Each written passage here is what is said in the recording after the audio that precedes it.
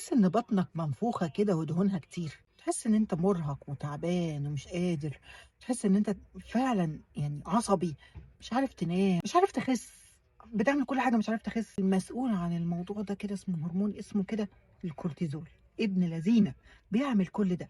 تحس إن أنت بتعمل كل مجهودك ومش عارف ولا تخس وبطنك منفوخة وتعبان وزهقان ومش عارف تنام. طب أنا أعمل إيه؟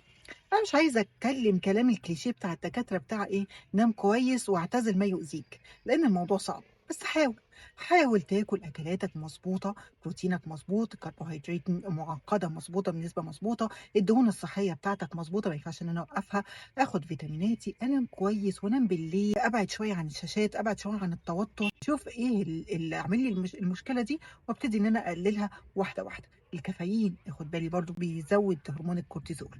هو هرمون لو أنت اتعاملت معاه في الحياة اليومية مضبوطة وكلت أكل سليم، شربت مَيّة، لعبت رياضة، هدّيت نَفْسك واعتزلت ما يؤذيك واحدة، واحدة مش على طول، هتلاقي نَفْسك إن هرمون الكورتيزول ده قَل والدنيا بقت مضبوطة معاك، خُد بالك منّه.